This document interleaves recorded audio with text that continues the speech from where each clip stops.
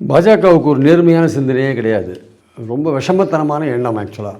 அதாவது அவங்க என்ன நினச்சாங்க, எதிர்க்கட்சிகளில் பிளவு போகிறோம். அவங்களுக்கு வந்து மெஜாரிட்டி இல்லைன்னு தெரியும், 2/3 இல்லைன்னு நல்லா தெரியும்.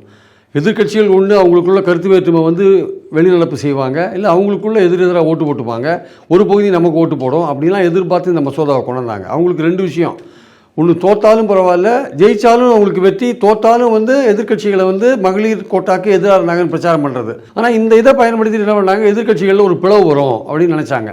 மாறாக எதிர்க்கட்சிகள்கிட்ட ஒரு ஒற்றுமை வந்துருச்சு. இப்போ வந்து தோற்றதுக்கப்புறம் என்ன பண்ணுறாங்க, எதிர்பார்த்தபடியே வந்து மகளிருக்கு எதிராக இருக்காங்கன்னு. உண்மையிலேயே மகளிருக்கு எதிராக இல்லை, நீ கொண்டு வந்த மறுசீரமைப்புக்கு எதிராக தான் இருக்காங்க.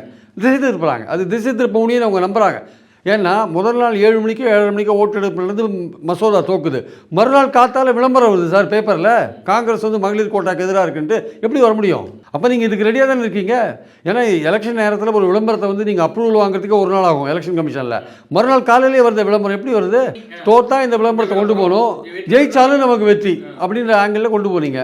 அதை ஒரு பக்கம் அதை புரிஞ்சுட்டு, அதான் நீங்கள் தமிழ்நாட்டுக்கு, வடகிழக்கு மாநிலங்களுக்கு, மேற்கத்திய மாநிலங்களுக்கெல்லாம் நீங்கள் துரோகம் பண்ணீங்க. உங்களுக்கு நம்பர்ஸ் குறையுது, அந்த விஷயத்தை கன்வீனியண்ட்டாக மறைக்கிறீங்க. நீங்கள் ஒரு வாக்குறுதி கொடுக்குறீங்க 50% இடங்கள் ஏற்றுவோன்ட்டு, அது மசோதாவில் இல்லை, எழுத்தில் இல்லை. எழுத்தில் இல்லாத ஒரு விஷயத்தை எப்படி நம்ப முடியும்? நேரு வாக்குறுதி கொடுத்தார், இந்தி பேசாத மாநிலங்கள் விரும்பும் வரை ஆங்கிலமே தொடரும்னு சொன்னார். வாக்குறுதி கொடுத்தார், நம்பினோம். இன்றைக்கி என்ன நடக்குது? இந்தி எப்படி திணிக்கிறாங்க. அப்போ எப்படி நம்ப முடியும் சொல்லுங்கள்? அதனால் நீங்கள் 50% கொடுக்குறேன்னு எல்லாருக்கும் உண்டு, 39 59 ஆகும்னு கிடையாது. உங்கள் மசோதாவில் என்ன இருக்குது?